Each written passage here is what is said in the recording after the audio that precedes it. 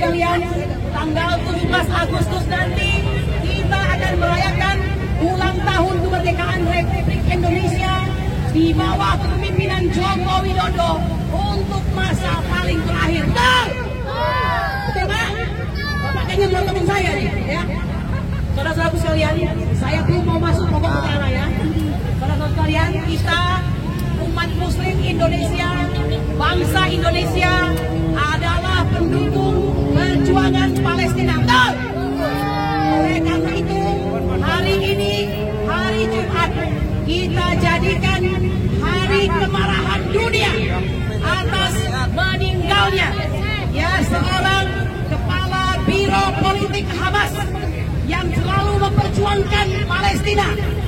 Dan Indonesia juga memperjuangkan Palestina sesuai dengan pembukaan Undang-Undang Dasar 1945. Beliau adalah Syekh Ismail Abdul Salam Ahmad Haniyeh yang syahid tanggal 31 Juli 2024 di Teheran. Saudara-saudaraku sekalian, mari sama-sama kita membacakan Al-Fatihah.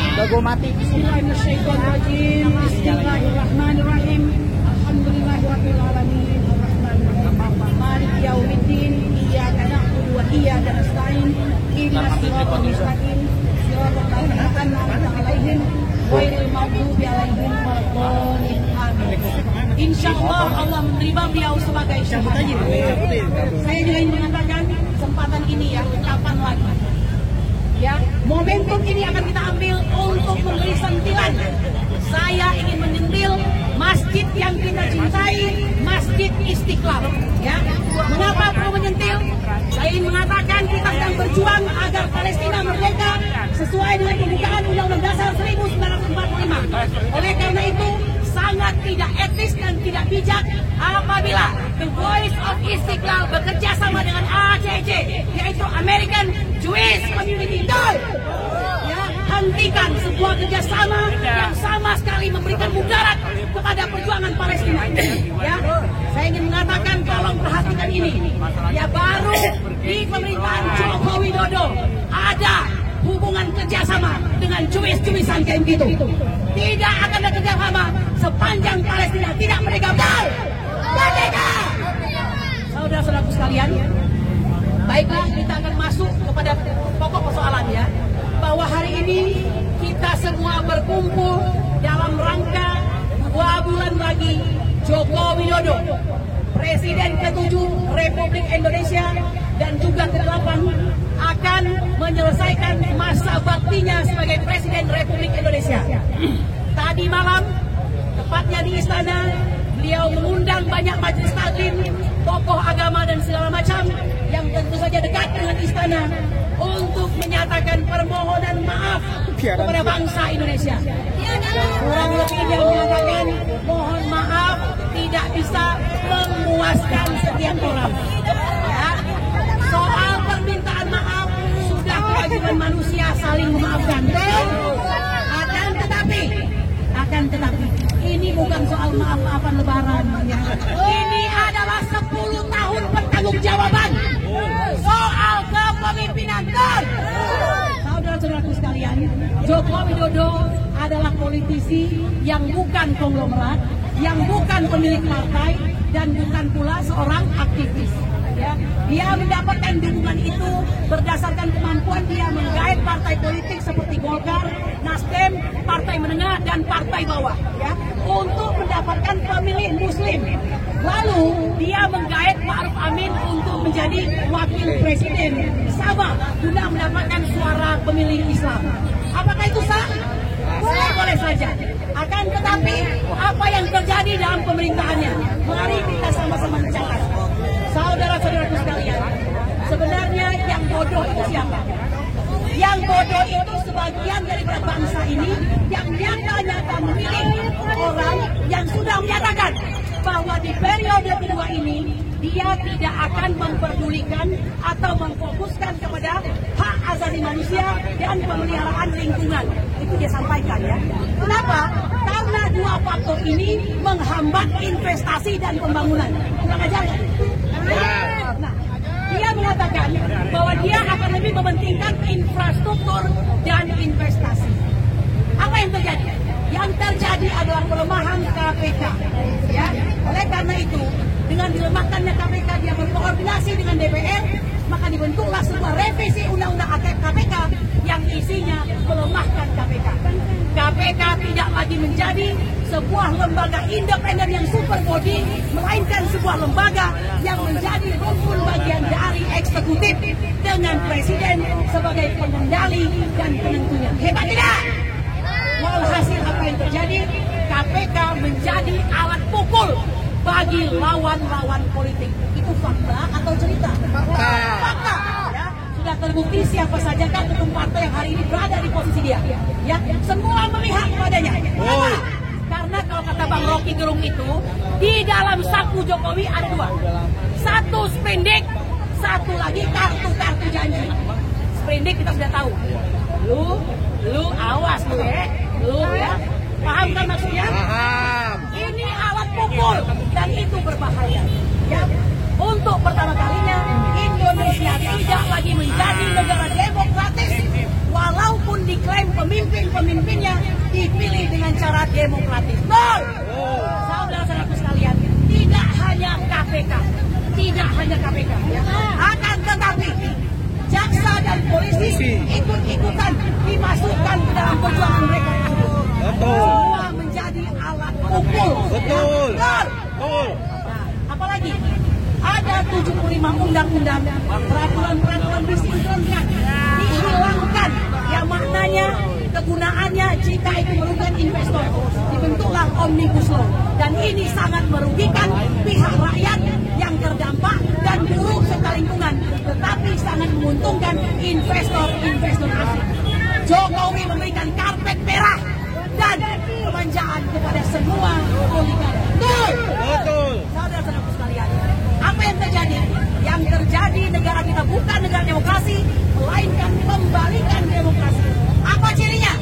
4 ciri negara yang terbalik demokrasinya. Pertama, sistem hukum yang tidak imparsial, yang sangat memihak. Yang kedua, kekuasaan eksekutif yang sangat berlebihan. Yang ketiga, birokrasi yang tidak netral. Dan keempat, yang paling penting berkenaan dengan para YouTuber ini, kalianlah pahlawan kami karena media massa tidak lagi independen. Mau bukti? Apakah di sini ada TV One? Tidak ada. Apakah di sini ada RCTI? Tidak ada. Adakah di sini TV 7? Tidak ada. Adakah SCTV?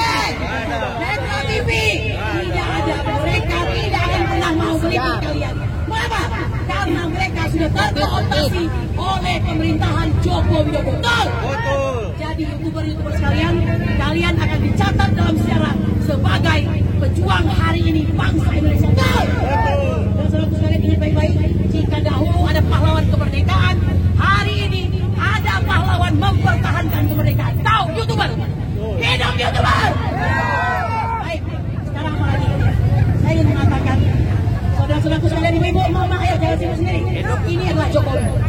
Dia memakai jaket oranye, pertanda bahwa orang ini adalah orang yang didakwa, ya, orang yang ditersangkakan melakukan suatu tindakan kejahatan. Oke? Kalau sudah kayak begini, harusnya Jokowi paham, rakyat ini menawur Anda. Rakyat ini merasakan bahwa perjuangan Anda menjadi presiden itu hanya memerdekakan diri Anda sendiri. Saya mau bertanya kepada Anda, siapa yang pada hari ini dalam pemerintahan Jokowi paling merasa enak? Siapa? Siapa yang merasa enak di zaman Jokowi?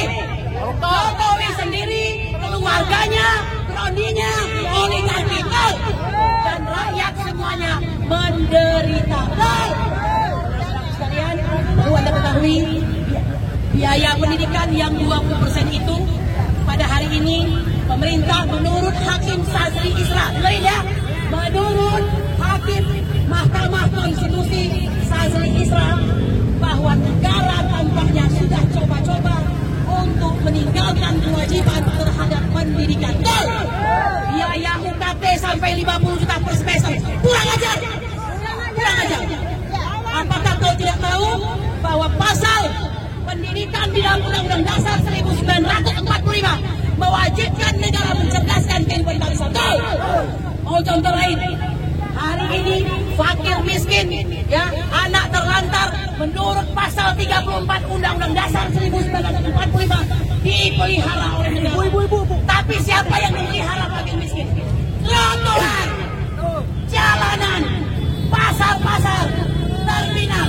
Kau lihat di sana. Di sanalah semua anak-anak kita yang terlantar dan akhirnya terkena narkoba dan sebagainya. Yang ingat baik-baik. Lalu apa lagi? Jokowi dengan kekuasaannya selalu semuanya mengancam. Betul atau tidak? Masih ingat Anda apa yang dia katakan? Dalam Pilpres kemarin dia mengancam para pemimpin daerah.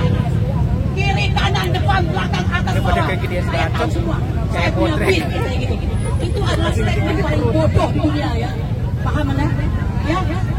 Ya, herannya dengerin ini. Dia mempunyai data tentang PIN, kiri, kanan, atas, depan, belakang, ya, sehingga kepala daerah pada ketakutan.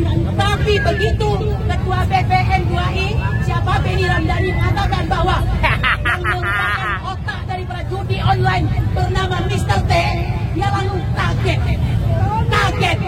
Kok gampang banget kaget ya? Kenapa yang itu kaget? Latih ini yang dimaksud dengan selected outrage, kemarahan yang pilih-pilih, ya. Betul. Saudara sekalian, akan banyak yang ngomong. Saya mau mengakhiri, ya, orasi saya dengan satu saja. Saudara sekalian, Mama dengerin ini, dengerin. Suatu ketika pada tahun 1966, yang tercinta presiden kita yang paling cerdas, paling tampan, baik walaupun ada kekurangan dan pasti banyak kekurangannya, Insinyur Soekarno, ayah dari Megawati, diwawancara oleh seorang wartawan dari Prancis. Tahun berapa tadi? Ini Mama nggak nih? 1966. Apa kata daripada wartawan Prancis tersebut? La vie de moi. Ya, ini bahasa Prancis, saya nggak ngerti ya. La vie de moi. Artinya apa? Pak Soekarno, bagaimana negara Indonesia di masa depan? Bung Karno sambil menerawang mengatakan demikian. La vie de moi.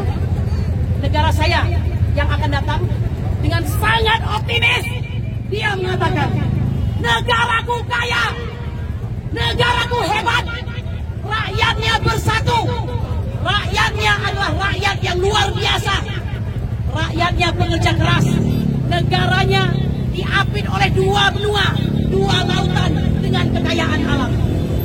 Ya, maka pasti negaraku akan brilian. La vie de moi brilian.